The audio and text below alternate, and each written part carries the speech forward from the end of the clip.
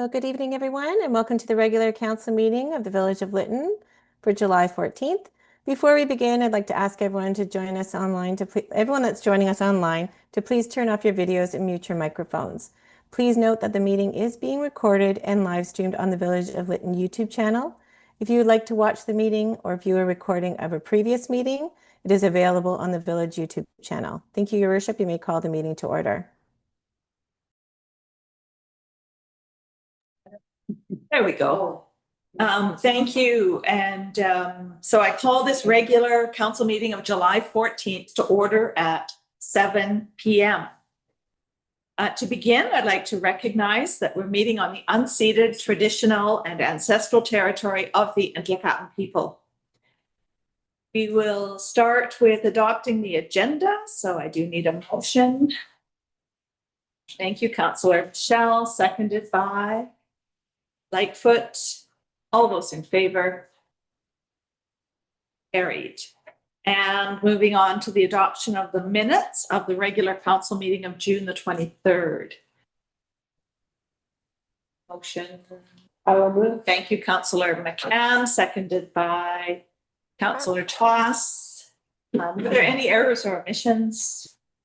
All those in favor? Okay. And that's carried.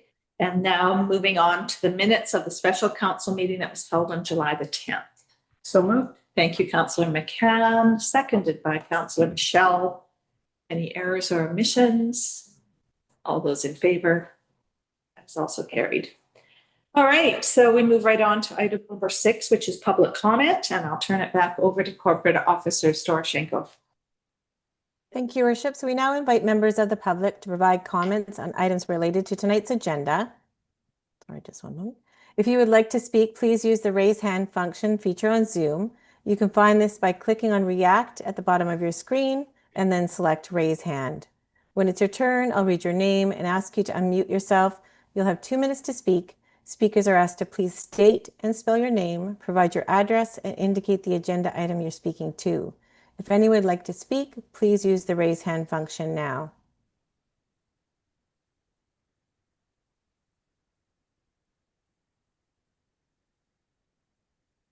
All right, I call for a second time. If anyone would like to speak, please use the raise hand function now.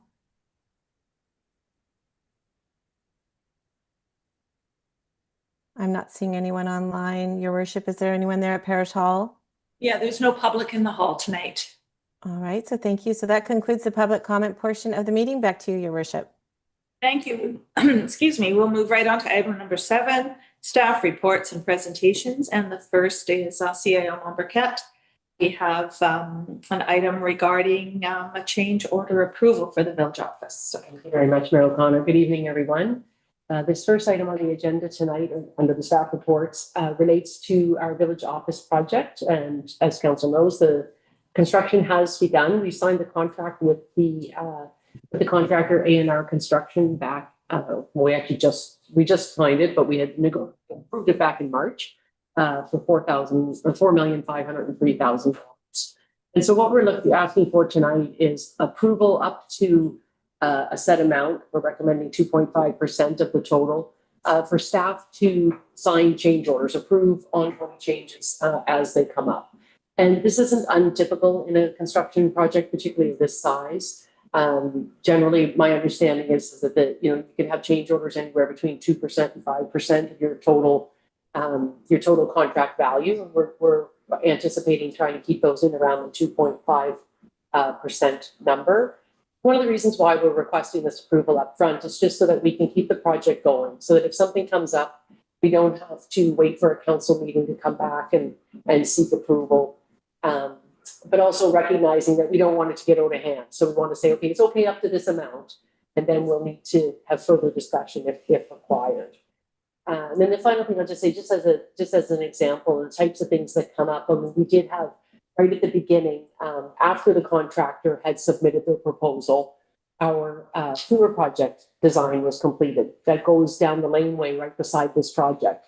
And the depth of the sewer in that location required us to go back and do some additional structural work on our building. Mm-hmm. So that wasn't known at the time that the contractor submitted their proposal. It's not reasonable for them to absorb those costs themselves. That's what's called a change in the site conditions. So that's just an example of the types of things that come up. And then so finally, we would bring the change order log as part of the monthly capital report. So then council would have the opportunity to see any of the change orders that were approved in any given month. All right, thank you. So we do have a recommended motion. So let's put that forward. Councillor Lightfoot, the seconder. I'll second. Councillor McCann. All right, any comments or questions regarding this? Councillor Lightfoot. I'm just a bit confused on this table where it's got the source of change, submitted cost, and the approved total. So I see at the bottom that there's a $7,000 or $5,000 increase. Yeah, but I don't know where that comes from with those numbers. Those numbers in the approved total column, some of those are negative. There were some reductions in the budget. So if you add up all those, like the third one down, $5,000, that's actually a reduction. Okay. So if you add those numbers together, Okay. yeah, but the minus signs are kind of hard to see in the table. So the second. And the last one, yeah, the third number, yeah, exactly, and the very last number as well, $4,500. So Okay, are there any other questions or comments regarding this? No? Okay, so I'll call, Councillor McCann, did you have a? Only just, I appreciate the opportunity to see in a report what happens so that everybody's above board and there's no questions about anything. It's all very clear for everybody to see. Yeah. Yeah. Okay, I'll call the question then. All those in favor? And that is carried. Okay, we'll move on to the second item, which is regarding a parcel tax implementation. And let's see, implementation might be too strong a word, but parcel tax program. Yeah. So anyway, this is coming back to council. We have talked about this before. The most recent time was when we had the committee of the whole back in the beginning of February, where we talked about water and sewer rates, or sorry, end of January, around that time. And I believe it was actually Councillor McCann had asked at that time that she'd like to kind of see what the process was if we were going to move in this direction. And so what we've done is we've kind of laid out for council the process and are seeking direction, whether or not council is interested in kind of continuing down this path. So just a couple things about parcel taxes. They typically, they can be levied for a number of different reasons, but they're typically levied by a municipality to deal with operations, maintenance, capital items related to infrastructure. So sometimes it's parks and trails. More often it's water and sewer, and it gives you an opportunity to create a little bit of a fund, in the way of a reserve for future costs and expenditures that are likely to be incurred. So it functions much the same as property tax. It involves a tax roll, and a bill is generated at the same time as the property tax bills are generated. So unlike our annual water and sewer user fees, which are on our fees and charges schedule, this is dealt with differently as a roll tax. So there's so we kind of end up in a process more similar to property taxes. And that's why you'll notice in some of the steps that are required, we have to produce a roll of the properties that would be included in this parcel tax, should something like that go forward. So again, like, it's not unusual for there to be both a sewer parcel tax and a water parcel tax. Council can decide which properties are included in that tax roll. Typically, it's all properties that have the ability to connect to the system, whether they're connected or not. So it gives you the ability to collect from all people who could use the system to help pay for the overall infrastructure of the system. And then the user fees reflect the people that are using the system. So it can be a smaller group that's actually using the system. So we've laid out the steps in terms of there's a timeline there that kind of starts in July and August with some planning steps, goes through with some engagement opportunities for the public and the development of the program itself. We'd have to pass some bylaws, finalize, and then we would implement it in January when we start our property tax process for next year. We don't have, it's just some Indigenous lands considerations. It doesn't apply to Indigenous lands, so we wouldn't be extending this to our customers on IR 17 and IR 18, unless that was negotiated separately under a separate agreement. But it's not part of this because it comes back to the property tax roll, and those properties aren't part of that system. We laid out a number of decisions that would need to be made by council in section number 4. We don't have to decide all these tonight, and we don't decide any of them tonight. I was just including them in here and including what staff would recommend at this time if we were interested in making those decisions. Obviously, council can just direct us to bring that back at another time, because this is the first time you're really seeing the details of this program, and might benefit from an opportunity to just digest it a bit. Mhm. So anyway, that's not meant to put any pressure to move on it today. And that's kind of it for my comments, unless somebody has some questions. Well, let's field some questions and comments. Councillor Lightfoot. Implementation was the word that highlighted on my screen, because I wouldn't feel comfortable implementing it until I get the information on how it affects individuals. Mhm. So I'm not sure, we don't have the motion on the floor, but I would suggest that if the wording of the motion was changed slightly, that said council direct staff to proceed with the development of parcel, of the parcel tax for water and sewer services for review and consideration of implementation in the 2027. I would be in support of it, because I think we all want that information. Okay. But Thank you. Are you putting the motion forward then with those changes? yes, Okay, so a seconder, please. I'll second that. Councillor Toss, are you seconding, or are you? Yeah. Yes, okay. There's a 3-part motion. So did you want to just break that off as a single motion? Just to want to make sure we're clear. Right. The next parts are also about kind of more on the implementation side. So perhaps we want to break those off and just have a Take a look at it. It's been- Look at it again. please. Yes. All right, so we're saying Just the first part. the first part is the word implementation was the issue, and then Councilor Lightfoot, you're suggesting that we change that to consideration. For review and Review and consideration. Right? Yeah. And then the second part, providing direction on service scope, taxation structure, that's direction.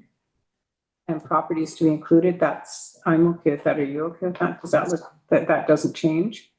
And that council authorized staff to prepare in accordance with. So we're once again preparing a draft, right? That would be, the council would authorize staff to prepare a draft parcel tax bylaw and parcel tax roll in accordance with legislative requirements upon approval from council.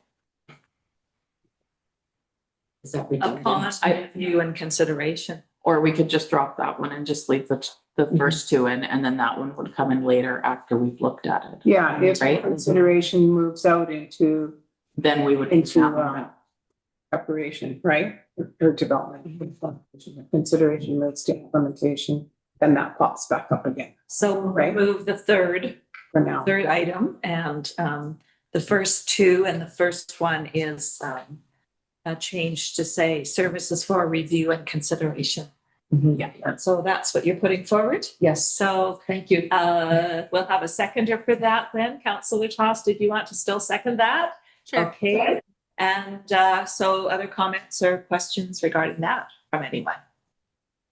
I think it helps for me to kind of narrow it down a little bit and say what exactly we're looking at. So we've got a nice little outline here, and now I would have trouble approving this without any numbers. Like, this helps to fill in some of the numbers. Like, for example, this is what it could look like. So if we're asking for things to develop, to not just stop, then the next step will be to say this is what we could assume, because you've got to do the calculations, and then you would say that I saw that in a box further down, right? That's part of the process, is figuring that stuff out.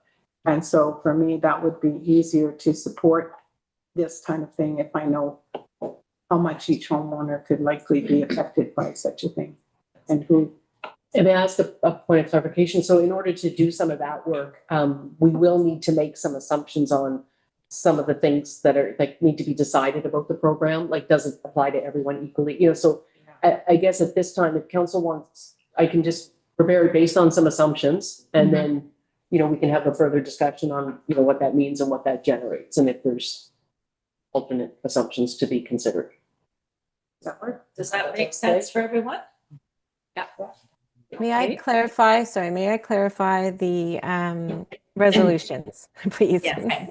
So Yes. the first one, I do have that council directs staff to proceed with development of a parcel tax water and sewer services for review and consideration for the 2027 tax year. Now, is that Yes. one separate? And then there was another one, or is it still combining the two?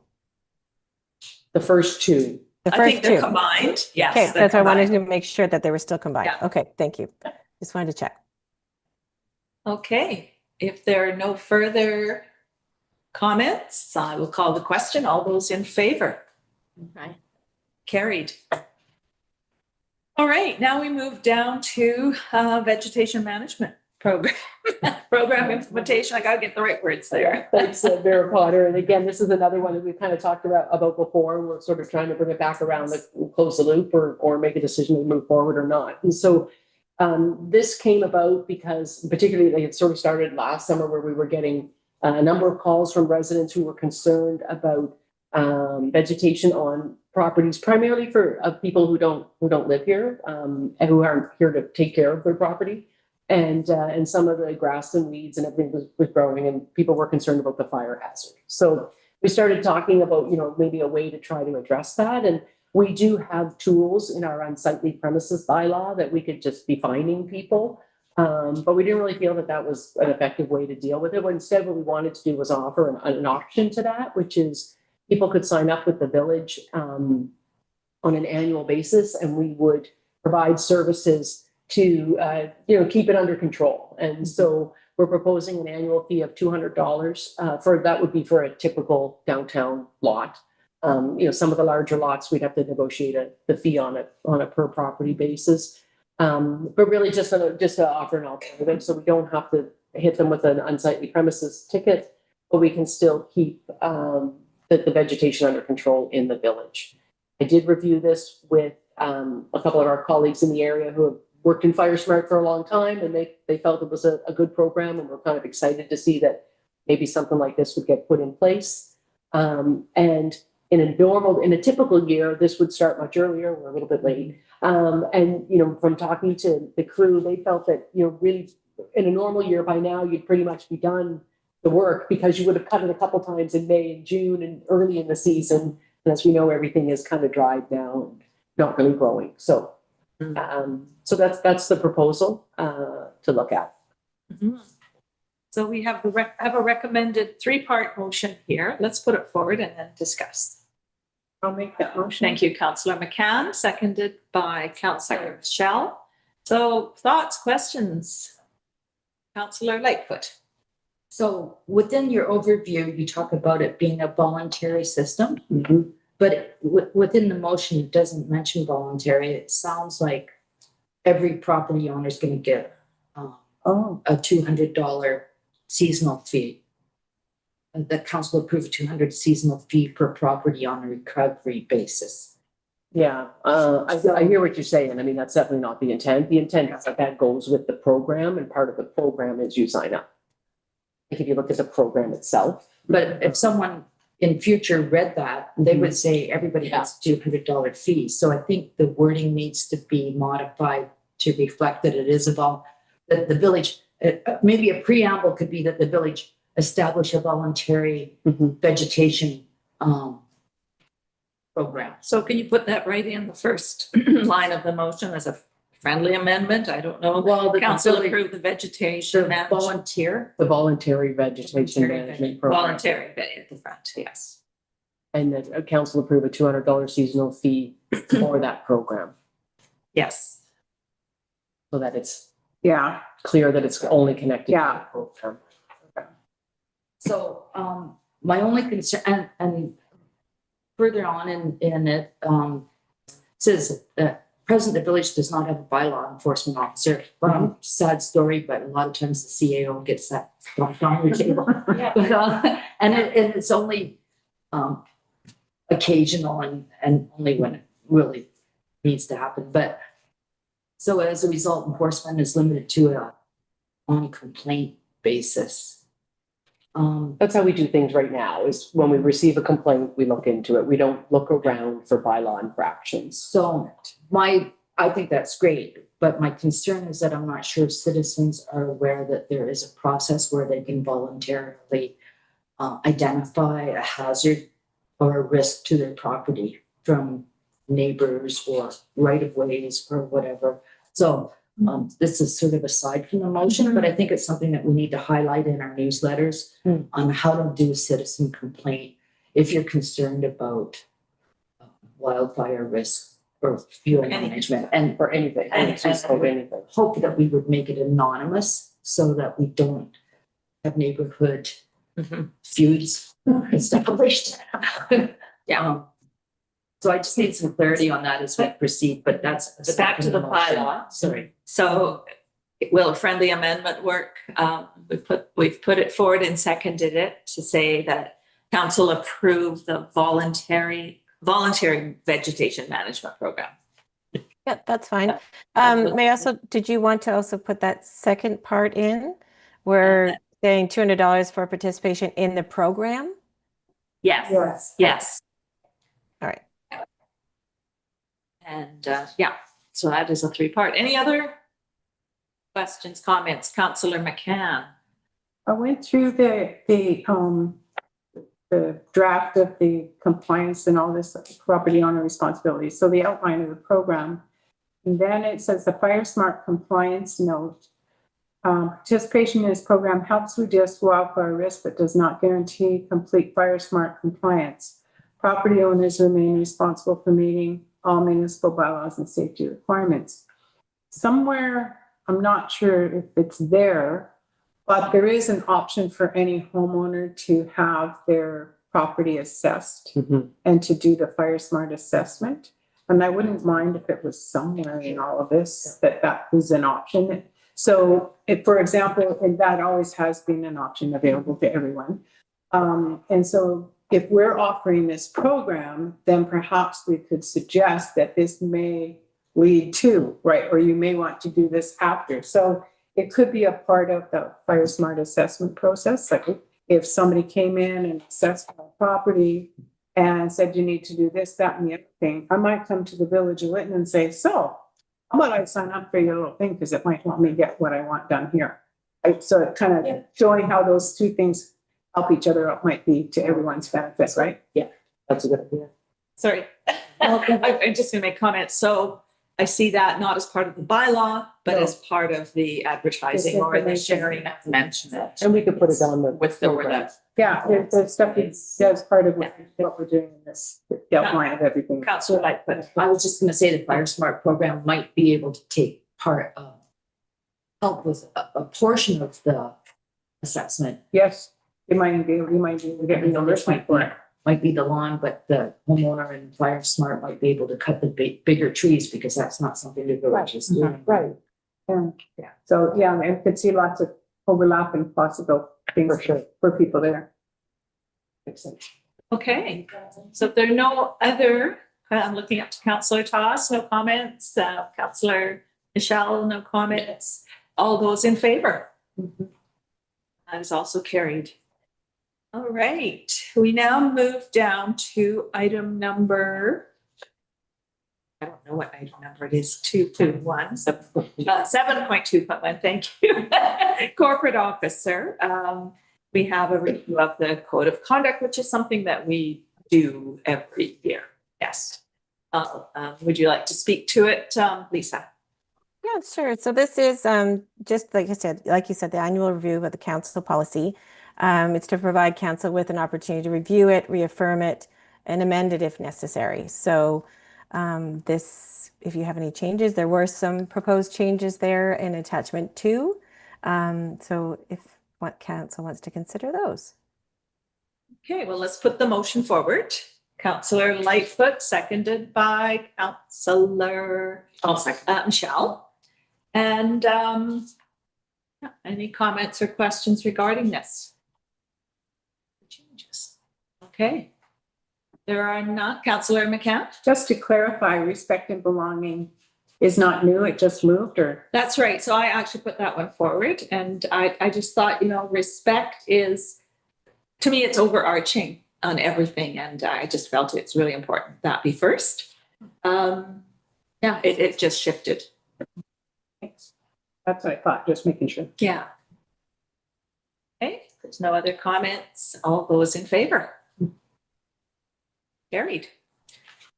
All right, now we move on to Director of Development. We do have Carolyn here today regarding the Development Services Activity Report for June. Good evening. So just presenting the report that we present every month, and I actually, in the description, I do ask if perhaps council would consider them moving to quarterly, which means the next one will be in September. I'm about to really start writing the OCP.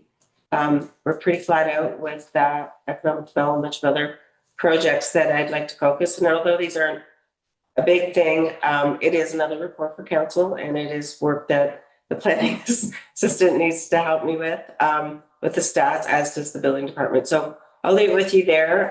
The information can always be available each month, but maybe just not the formal presentation. In saying that, I'm just going to go through some of the things we're working on. Building inquiries and permits. The building department has issued the permit for the grocery store, well, permits for Suncatcher Crafts, and the mixed-use residential building at 350 Main are under review. And moving forward, there is an error that, thank you, Councillor Toss raised in the activity report that talks to 224 Fraser, where it has, it says it's closed with occupancy. It has temporary occupancy. There's a few conditions outstanding, so that's an error. And a few outstanding items. So I just want that council to be aware and the public to be aware. So thank you for that. The other one is we have continuous inquiries, and I have to admit that's the hardest thing for me, is to go back and remember who I spoke to, because quite frankly, every time someone calls, I don't go over to the report and do it. But there are continuous, primarily residential development. The showcase prepared by Maggie was actually did spur a few several calls, which is always good. And just some of the things I'm working on. And yay, I'm happy to say that I responded to Splitman Park, and we're moving forward. And I think I'm just going to take the lead and get all these done, because we have to, with their lawyer. Our lawyer spoke earlier this week or late last week, and we're going to get all the documents going, because I hear there's a big event in early September that this needs to be done. So not like a deadline to keep things moving. It really is just doing a bunch of BC Hydro right of way and village and water easements, and I hear ComCom too that I have to reach out to. So yeah, and then the public use access. The official community plan update. As you know, we completed the 7 community conversations. We did go to KSS. Unfortunately, a power outage occurred at the Stan Valley school, and we couldn't get engaged. And then the next week was the fire and the end of school, and it just wasn't happening. But we did extend the young adult survey to include 16-year-olds, which was the target we were going to at the SVNS. And we have, I believe, 35 respondents already, and we're aiming for 50. So there's good prizes. So if anyone's listening, keep forwarding on, and we'll up the marketing. We sort of didn't push it too much because of the sign meeting, because we didn't want confusion. So now we'll that's our sole push on that. Economic development, 14 proposals. And thank you, CAO Membercat, for the great forums, which was quite easy to get them down to 5. And now the committee, which is Jason Robertson and Diane and I, we will be working through them to get down to the final to bring to you, which is at your next meeting. So I was there. There's the finalists are strong. They're all strong. It's going to be a tough decision. with great skills and very applicable to our situation. Pocket Park and downtown revitalization. I think you can see Tanya and the whole public works crew are out there helping getting that going. I believe next week is the compost and planting materials coming in, and then the plants. And the irrigation, and kudos to Tanya because she really is taking charge of this. We were up there picking rocks, so anyone walking by, feel free to pick up rocks. You'll see Tanya later. And then happy to announce that we did get a $20,000 grant for the Master Main Street Revitalization Plan. So we're working towards that, doing a targeted RFP, just for someone to help us with that plan. It's not a big contract and it's very targeted. The other is Maggie across the Planning Assistant is now helping us get the accessibility grant for the washroom. We're going to pivot away from MBIT and we're just going to go for accessible. There's quite a few grants out there. So same as what we've presented. Essential housing, I just thought I'd show you. Maggie and I did go on a tour. The facility, which is, I really recommend if you're in Surrey to go. The guys are tremendous and holy are they detail oriented, which is always nice to see. The degree of finishing and a lot of pride in their work.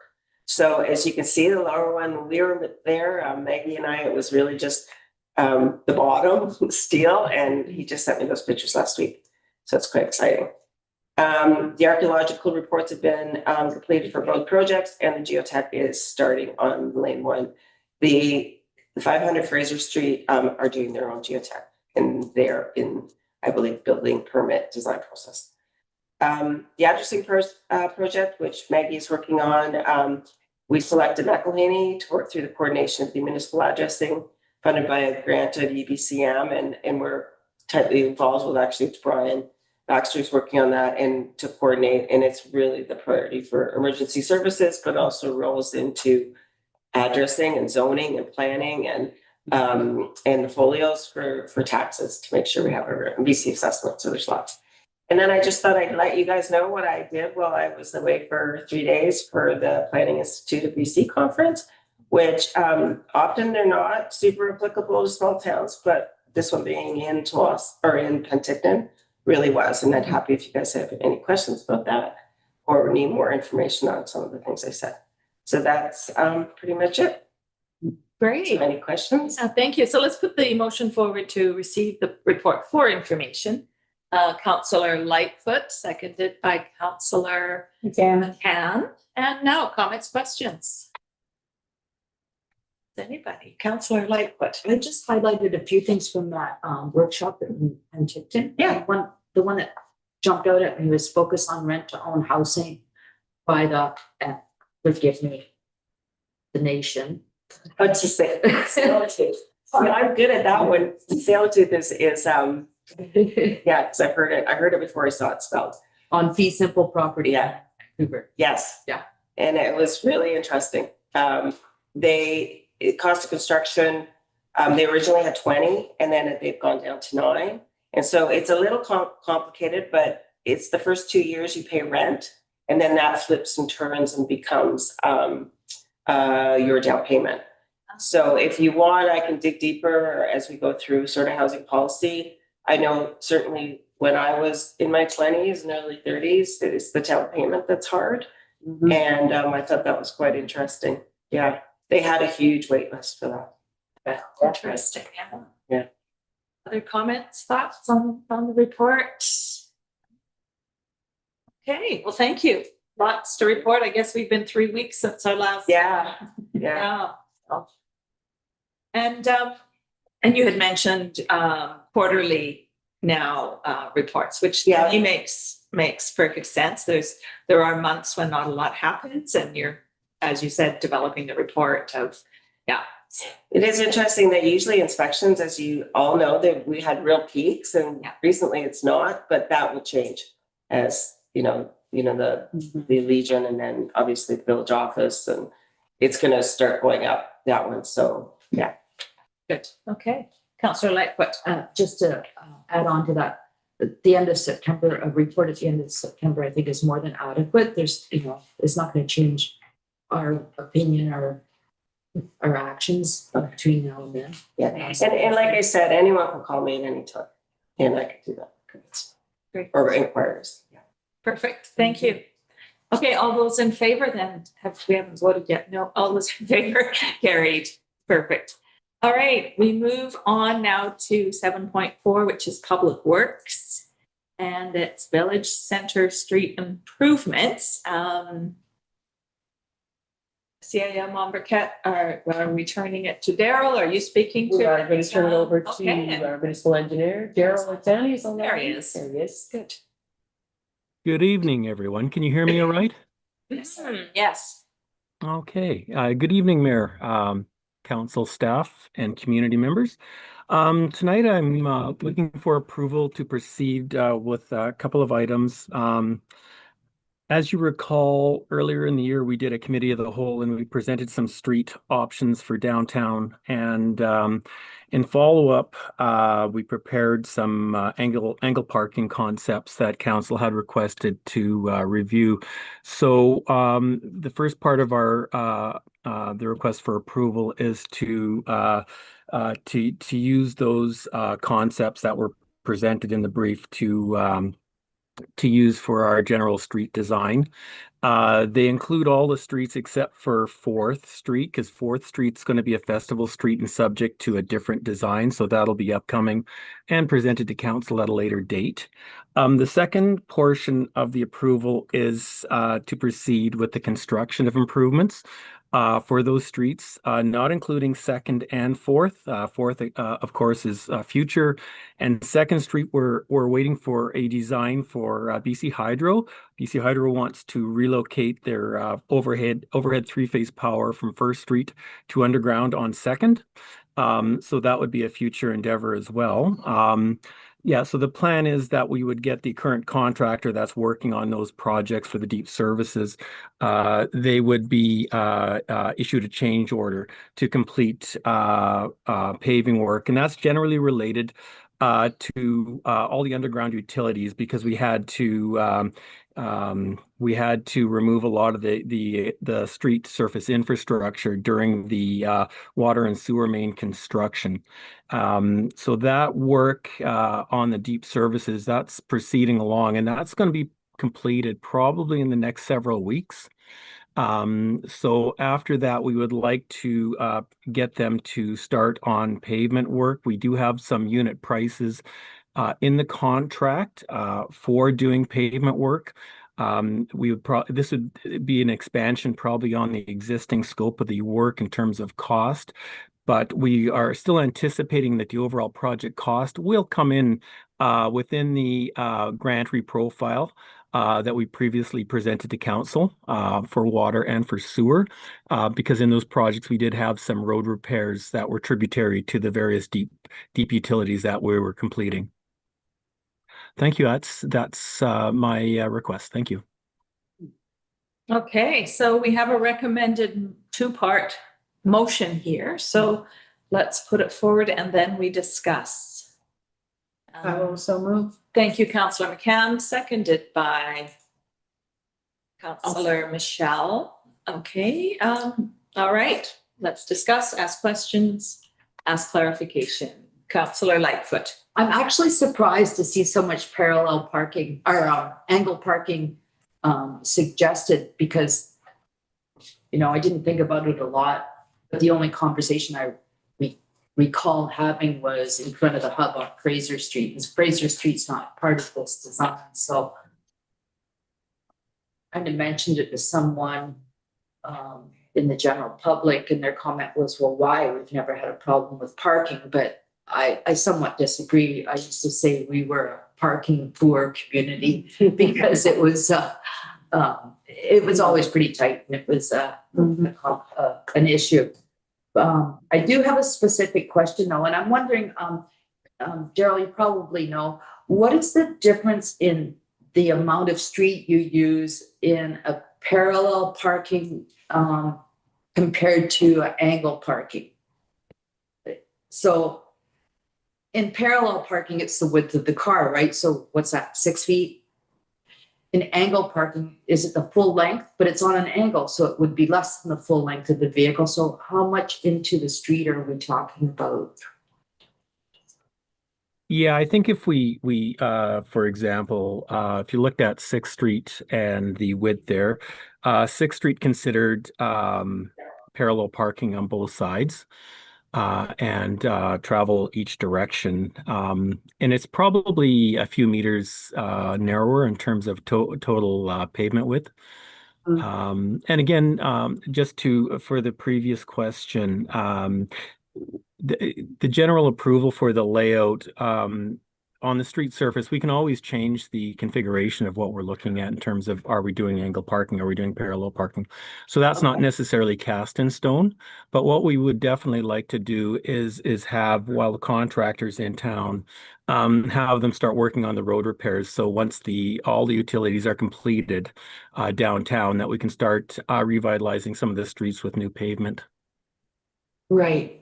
That's great. And the only other comment I wanted to make, and then I'll give my time over, is on Second Street, with the grocery store there and the parking lot, that access into that half block or whatever would be a consideration, I'm sure, in the planning, correct? Because there was an access into that lot off the street. And so Correct. visuals are really important. I think deliveries and whatever would also be necessitated on that half block on the north side. Yes, I noticed that one as well.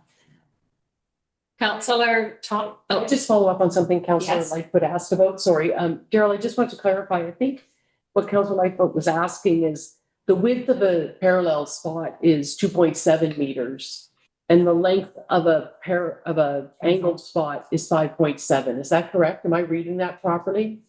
Yeah, that sounds correct. Now, But the those widths can change a little bit. Typically, you'll see 2.5 to 2.7 for like a parallel parking stall. The angle parking stalls, it's probably in the neighborhood of about 5. I don't have the exact dimensions on me for the actual width from curb, but it is if you converted angle parking to parallel, you would save probably 2 or 3 meters. Yeah, I think it's 5.94 from the sidewalk to the end of the parking spot when it's on there. Okay, Councillor Toss.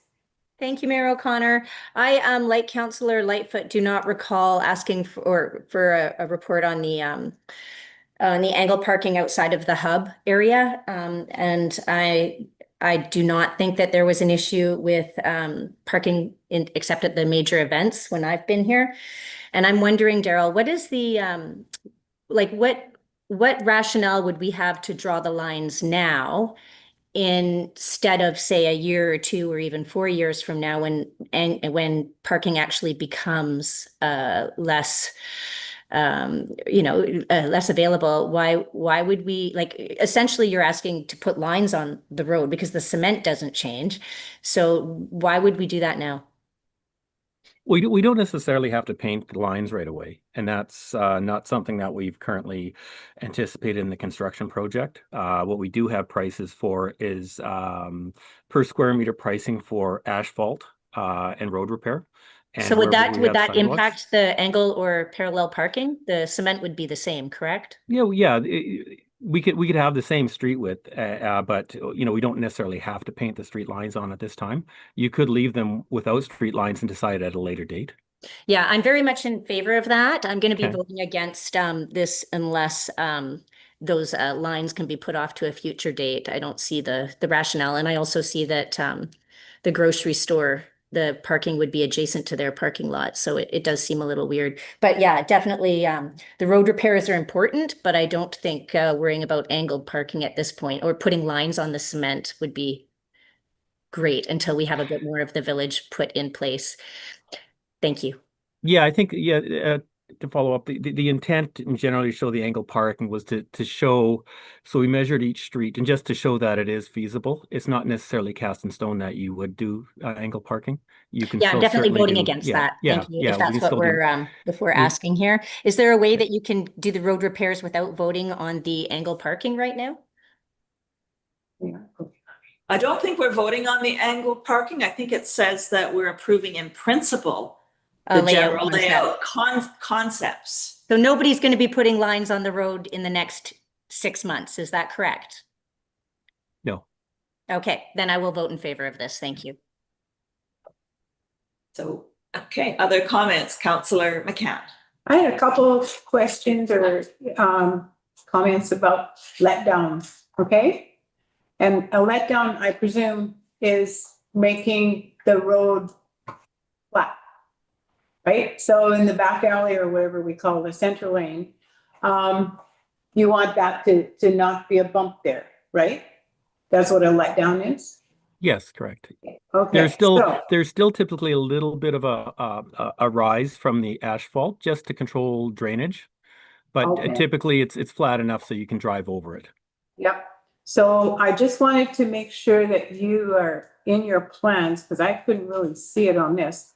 When I went down to 6th and by the center lane between the old post office and Johnny Hogan's house, that needs to get fixed. That's like a friggin' mess. So if that's part of that plan to do something about that space in center lane there, I think there was a curb there once. I don't know. It's awful. So I just know that as you're going through the whole paving thing, that it would be really nice to just sort of clean that mess up somehow. That'd be great. Are you saying the entrance from 6th Street down to Center Lane? Yeah. Yeah, and they haven't finished the construction in No, there. I know. But I'm just saying on this, the plan, it says let down. Right. And I presume that's what we're talking about. It's let downs, right? But so that it's not a bump. And that's one spot that I know is a place that while we're fiddling around with stuff, it'd be good to clean that mess up. That's all I'm saying. Right? Yeah, and that And, would be the intent to clean everything up so it looks good. Yeah. And I'm also quite ignorant. So roll barrier curb, what on earth are we talking about? So roll curb it's also called mountable curb. So the thoughts there is that we don't have all the residential development completed and we don't know where their driveways are going to be. Yeah. We would probably prefer just to be consistent and use barrier curb, but the problem is if you put barrier curb in and then somebody wants a driveway to access their lot for those 2 vacant lots, we would have to actually cut out that curb and replace it. So Yeah. roll curb gives you a method of having some flexibility in where they're going to place their driveway. So that was the intent there, and plus it's also going to assist in controlling the road drainage that comes down from Highway 12. And comes around and drains down into River Drive. Oh, but thank you for explaining that. That makes a lot of sense. Mm-hmm. Okay, and so the sidewalks that are there already basically stay all there. And then there's a couple spots where they might get repaired as part of all this? Correct. Yay, I didn't think we'd get sidewalks repaired as part of it. So that's encouraging. I'm happy to hear that. I think that was my 2 things, was I wasn't really clear on what a rule. Thank you. Councillor Toss. Thank you, Mayor O'Connor. Daryl, I'm wondering about letdown. Councillor McCann kind of jogged my memory there around letdowns, and I'm just wondering what the plan is for residents that perhaps have built already that don't have letdowns in front of their driveways. Is there an application process, a cost, or is it just wait and see when the roads are finished and then it'll be done? So you're talking about new homes that have been built. Yeah, like it's my feeling that the 20 or so people that have built in town, we should really be doing everything we can to make them as comfortable as possible. And I'm wondering if there is sort of an effort to reach out to people on an individual basis to see if they're letdowns and if there's anything dangerous perhaps too in front of their homes as far as sidewalks go, because it might take a couple years, it sounds like, to get them all done. So in the meantime, what's happening? Okay, so yeah, so the report to council here, that's for the local streets, so 1st to 6th. Okay. There is going to be there is still going to be more work that's going to be completed in the village, but we're not quite at the point. So like Fraser Street, for example, there's going to be some work that's going to be done there. But no, we haven't finalized, but yeah, certainly there can be more discussions in terms of how each lot is going to be accessed. Thank you. You're welcome. Okay, Councillor Lightfoot. Now that I'm actually educating myself during the meeting and looking at the map more critically. I'm looking on Second Street, and so I see the parallel parking is on the north side. And earlier I talked about the issue with access to the store parking lot and deliveries for the store. Just putting this out there, maybe a simple solution would be just to have parallel parking or the angle parking on the south side of that particular street. If in the future we decide to go that route, understanding that it's not a decision that has to be made today. And this street isn't going to be done as part of this, right? Because as we said, this street is slated for some BC Hydro improvements. So we're not moving on this one right now anyway. So hopefully we'll have more details about the grocery store development by the time this comes along, and those things can be incorporated for sure. So it looks good. And Yeah, to follow up. Oh, sorry. We'd certainly incorporate any requirements for access to the grocery store lot. That would be a priority to make sure they've got suitable access. So, and then we would modify parking schemes accordingly. Thank you. All right. Okay, Councillor Lightfoot, one more. And following up with Councillor Toss's request or query about people on Fraser Streets. I know the Legion has a parking lot, and access onto Fraser will be something that they hope for, I think, in the future. Will we develop a process so those people can make those requests and have it logged? So that when you get to do Fraser Street, There's some on Main Street too, though, and that need letdowns. Yeah. So is there a way that citizens can log that so it's on file and they know? Councillor Michelle, do you have a comment? No, I was just saying, like, there's lots of properties that need it, but are we dealing with sidewalks right now? We're not dealing with all sidewalks right now. We're dealing with First to Sixth. Fraser and It's Main are not a little the bit of a motion that we're different. supposed to be discussing. Yeah. Fraser and Main are a little bit of a different, which is not there yet. Yeah. We're towards Yeah. it, and we definitely have a system for anybody to request anything: sidewalks, sewer connections, garbage pickup, anything. We have a system that we have a form they fill out, it gets logged, so that we keep track of all those things. I think our citizens are reluctant to bother us. Back to the motion. But it's, And we will, there are Just no a further. point of clarification, CAO Mumbercat, we've never had garbage pickup. I did notice that on the form, and I saw that there was a box for garbage pickup issues. So I think I'd suggest we remove that. I think I was thinking about like people that call to let us know that like the garbage in the wire's overflowing. It's that. Yeah, no, the that form kind that I was looking at from the village office had a garbage pickup issue box to tick. So Yeah. we don't offer that. Okay, so back to motion. All right, if there are no further questions, then let's call the question on this part motion. All those in favor? And that is carried. Okay, bylaws for adoption. And of course, this is one we've seen come before us for other readings. And so we're looking to adopt the road closure bylaw on 7th Street. So who would like to put that forward? Councillor Lightfoot, seconded by Councillor McCann. Are there any further comments or questions regarding this? Seeing none, all those in favor? And that is carried.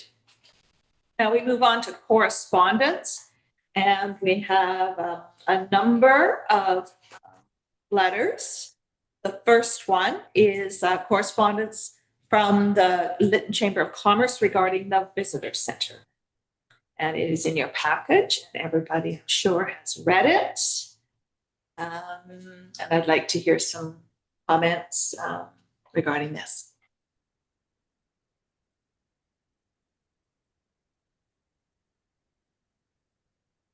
Councillor Toss. Thank you, Mayor O'Connor. I was hoping there'd be more discussion, but yeah, because I'm hearing a lot of silence right now, maybe it would be good to have the chamber come in as a delegation and discuss exactly, like flesh out what that arrangement would look like, so that we don't have to make that decision now, and it can be a little more of a discussion rather than we have to come up with something at the moment. I think what they're asking for is a contract and remuneration for running the visitor center, and I don't know that we could come up with a plan right now. So I'm not sure what action we could take at the moment, but I'd love to see us pursue this in a formal way somehow. And I don't know if that's through a motion or, like I say, a delegation, but that might be my suggestion, is to follow up with the chamber. Yeah, thank you, Councillor Toss. I was thinking the same thing. Personally, I don't think there's enough information to know what is the service they're actually offering us. So yeah, a delegation or more information on what they're actually looking for, more specific, is what I think I might appreciate. Councillor Councillor McCann, your hand was up first. But just saying that and hearing you, Jennifer, I would ask that we consider perhaps a committee of the whole meeting with the chamber to have that kind of a conversation and flush things out, like you were saying, and get a better understanding of what could be there, and then something could come forward to council from that, perhaps. Councillor Lightfoot. I know that I personally would benefit by understanding better the arrangements that were created in the past and the obligations and requirements for fees or whatever. So I think there's a long history of the chamber being involved in the visitor center, and if we could review how it was done and adjust it to today's circumstances, that would be great. Committee of the whole sounds like a good idea. Okay, so I'm looking at. I wanted to receive the letter and direct staff and put it on the committee of the whole agenda, invite the chamber to attend in August. See if we can get that arranged. So let's put the motion forward to receive this letter. And I'd like to put that forward. Councillor Lightfoot, seconded by Councillor Toss. Any further questions on that? All those in favor? Carried. What was And the now- motion? Sorry, I just voted for it, but I didn't. To receive the letter. Oh, okay, sorry. Okay. And now a motion to direct staff. Direct staff to arrange a meeting with the chamber committee of the whole, either a regular, this is inside, but either a regular or an additional committee of the whole, depending on people's schedules. Okay. And the seconded, Councillor McCann. Any further comment on that? I'm looking at the corporate officer to make sure she received that motion, understands the motion. I have, thank you. If there's no other comments, all those in favor for that? And that is carried. All right. So the second item is correspondence also from the Chamber of Commerce regarding archaeological funding. And I believe we were CC'd on the letter, if I have it correct. Mm-hmm. And so let's put a motion forward to receive that letter. So moved. Thank you, Councillor McCann. Seconded, Councillor Michelle. Are there any comments or questions regarding that letter? Councillor McCann? Only that I believe the letter was answered by the province and that we were also CC'd in that. And that it doesn't look like anything's going to happen there, but Right. they were hoping to have happen. Basically a done deal from what I can see. All right. Councillor Toss? Hi, thank you. Yeah, I think the done deal perhaps from the EMCR funding in their minds, but I think what the chamber is also seeking is, as we've kind of loosely discussed in the past, that there might be other avenues to find some funding, and that the village might help to explore some of those. I think just letting, just accepting it's important that we've accepted the correspondence, but I think that we really have a challenge here with funding for, I hate the expression burnouts, but non-burnouts for people that didn't own their property on June 21st or June 30th, 2021, or are hoping to purchase a property. It is a barrier, and I think we're going to have to address it. And if EMCR funding isn't available, I really think that we should, even if we did 20,000 for 10 properties, that's 200,000. That's 10 properties that we're going to have developed that we potentially wouldn't have without. So I don't know. I don't think that just letting it go is the right response. I really feel like we need to address this. This is a huge barrier for our rebuild. I don't know Yeah, if you have any ideas or. I think what Councillor McCann, because we have a motion to receive this letter, and I think Councillor McCann is saying is the province answered the letter. So But that's the letters motion. to us is what, like, it also says that the village might have an opportunity to explore other streams of funding, I believe. Yes, but the letter was written to the province, so. Yeah, okay, so calling the question. All those in favor of receiving this letter? And that is carried. Thank you. And on to the next item of, yes. I see myself in conflict for this, but next The item. next so item, myself right. as This president next of item this- is regarding the Lytton River Festival. And I've got the update, so. Do you? Yes, Oh, I've got it right here, so I can give the update. I On do it. have to recuse myself for the same reason. Okay, so that's, we have 2 council members leaving and we have quorum still. So regarding a letter from the Lytton River Festival or sponsorship from the village.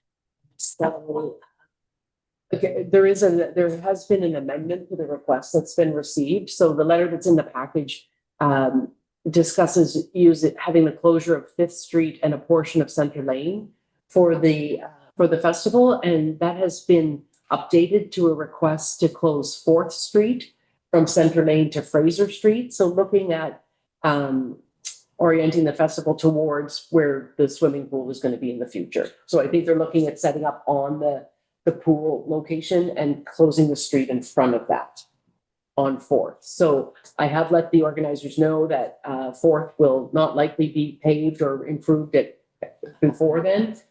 It's possible that Fraser Street will be paved there where it's torn up, but so they're aware that it will be in the condition that it's in. But they prefer that location, so that's the only adjustment. okay, so everything else is the same regarding street sweep cleaning, parish hall, printing materials. Yeah. Using the generator and any pylons or blocks needed. Right. So, let's put, or would anyone like to put a motion forward? I have a, sorry, Mayor O'Connor, may I ask a question? Yes. I heard, or I noticed recently, I think it was somebody from the chamber mentioned that the Lytton River Festival sign came down from the highway there. And I'm wondering if, I guess we don't have, Well, let's focus on the letter because we're in correspondence right now. if so we they're need to- asking for things, and I'm wondering if we could help sponsor a new sign to to promote it as part of this motion. And I can speak to that. Outside of this request, we have been working with the River Festival organizers to have them supply us with an image that we Okay. could then get produced onto something we could just Replace stick that. on that plywood to cover that up where that sign has been removed. Historically, yeah, it's, Because it still has the River Festival banner at the top, right? Yeah. It makes sense to continue with that kind of imagery. so the village is helping with that. Thank you, CAO Marbriquette. That's awesome. Okay, so the letter is also requesting, I just realized a cash commitment of $1,000. So would one of you like to put forward a motion to agree to the requests in this letter to support River Festival? I'll make the motion. The letter and to Provide the requested. provide the requested support. All right, so seconded by Councillor Toss. Thank you. All right, so all those in favor? Carried. Perfect. All right, we need to get, thank you, CAO Marbriquette. But the other 2 join us again.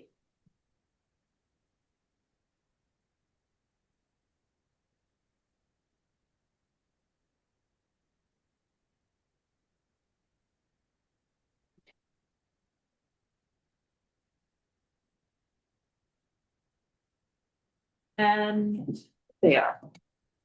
All right, so moving on to 9.2, incoming correspondence for information. And we do have the information received from Troy regarding the proclamation request for National Blanket Ceremony Day. And I believe Corporate Officer Storoshenko provided a response to him. That we don't typically do proclamations. That's in our policy, right, or in our bylaw. So let's put a motion forward to receive this information because it is valuable information. Councillor Lightfoot, seconded by Councillor Toss. Are there any comments regarding this? All those in favor? Carried. And then another letter that came in from the TRHD regarding the Lytton Community Health Center. And again, this is a motion to receive this for information. Councillor Lightfoot, seconded by Councillor Toss. And are there any questions, comments regarding this? Councillor Lightfoot. I was just happy to see this, that there's being a little more push put on the activity. All right, and all those in favor? And that is carried. All right, we move on to item number 10, which is reports. And as we were saying before the meeting started, it's been 3 weeks since our last council meeting.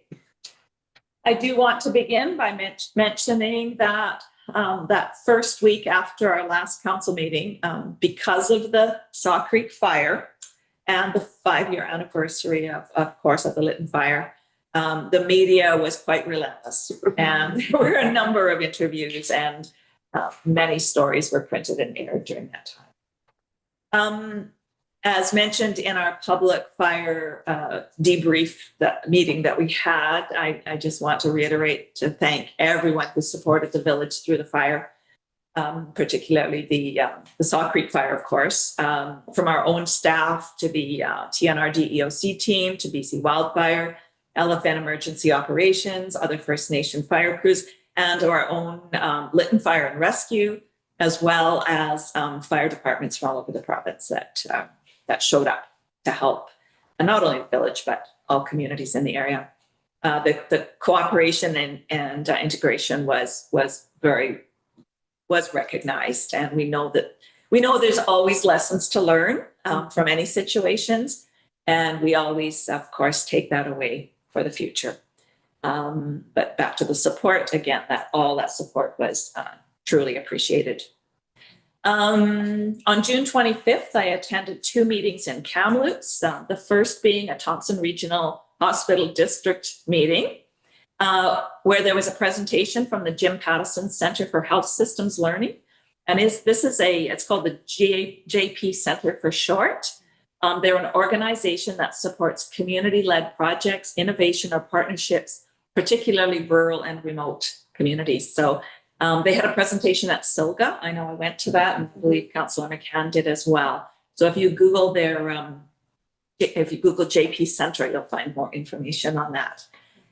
At that meeting, we also toured the construction site of the new cancer clinic in Kamloops, and it's located up behind St. Anne's School, like kitty corner across from the hospital. And it was great to see the construction moving along and have, of course, this service in Kamloops upcoming. All going well, the plan is to have it open for 2028. In the afternoon, that same afternoon, at the TNRD board meeting, I had the opportunity to extend appreciation, of course, to the TNRD EOC team for supporting Lytton during the Saw Creek fire. There were 2 delegations at that meeting. One was regarding Music for the People event that is happening in Kamloops on September 13th. And it's an event that unites both Indigenous and non-Indigenous music. For example, Kamloops Symphony with a drumming group, pretty amazing. Yeah. And I said 2, and I've only listed 1. And for the life of me, I can't remember what the other one was. On Monday, June the 29th, I attended the health planning table meeting where it was shared that capital planning for the Lytton Medical Clinic is underway. As a health planning table, we've been meeting monthly to discuss both health services and the rebuild of St. Bart's. They've decided to postpone meetings during the summer months, but I am confident and keeping my fingers crossed, but there'll be a more substantial update because the work is still continuing, of course, by the staff of the organizations and government bodies that are working on this. So July 1st, Canada Day. It was wonderful to celebrate with other community members at the Canada Day of Drumming. Thanks to Lorna at the Chinese Museum for hosting that. Friday, July 3rd, I met with an instructor from the University of Moncton who is writing a book on climate change, but not scientific climate change. What he's doing is traveling across Canada, collecting stories from people and communities, and Lytton may be a chapter in. So we'll see. Monday, July 13th, I want to thank staff for organizing the signage community. I was yesterday, right, last night, the signage community meeting. And it was great conversation. I know, where's the time going? So that is my report, and I'll move on to Councillor Toss. Thank you, Mayor O'Connor. I don't have a lot to report. I'd like to also thank all of the responders to all of the recent fire events. And I know Brian Baxter with the village, I'd like to extend a special thank you to him because I know he worked very hard during the fires, and I'm sure now as well. So just thank you to all the fire responders, and yeah, that's all I have to report. Thank you. Thank you, Councillor McCann. Oh, thank you. Comment? There we go. I was busy with a number of very similar things to you, so I'll just add, I'll run through the list nonetheless. The 26th of June, I met with some of the directors from the New Pathways to Gold regarding the park and moving on with that project. The 29th of June, the 6th and 13th of July, I went to the coffee with the mayor. And I think there was at least one of them where it was really, I don't know, I felt like I did some work. Oh, I helped somebody. That was it. I went home and I said, hey, I helped somebody today. I don't always do that at coffee, but it was nice to be able to have the opportunity. The 30th of June, I put this in here. I spent a quiet day at home reflecting on the changes in my life over the past 5 years. So that's how I spent June 30th this year. The first, I joined the other community members at the Chinese History Museum in the Canada Day drumming event, which was really a nice event. It was a fun thing to do. The 7th of July, the whole meeting. The 9th, Chief Spentland Park Task Force stepped in. So continuing to work on the park and getting things moving. And then the 10th was the special council meeting. And then last night I went to the sign event. And I don't know, I really enjoy talking about signs. I don't know why. I mean, to me, it's potential, right? There's always potential. My comments are that I particularly appreciate the opportunity to debrief with staff and the TNRD reps at the committee of the whole meeting following the Sauk Creek wildfire. And I thank the CAO for making that arrangement.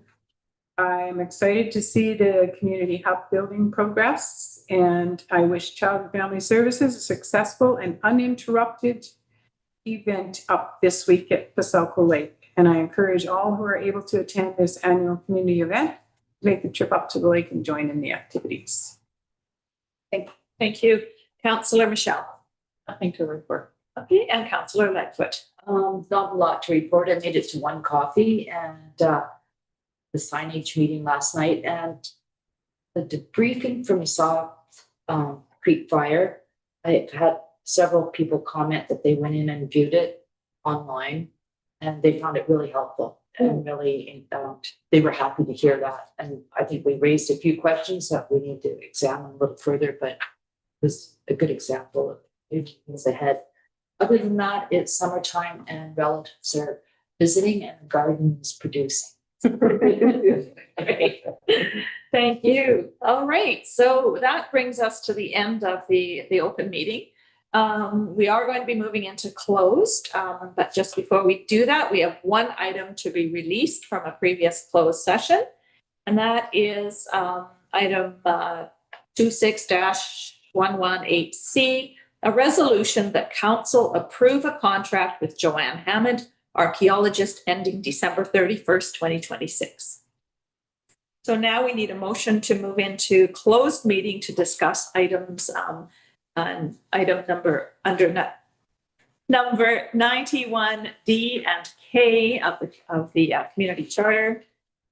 So can I please have a motion? We get closed. Councillor Toss, seconded by Councillor McCann.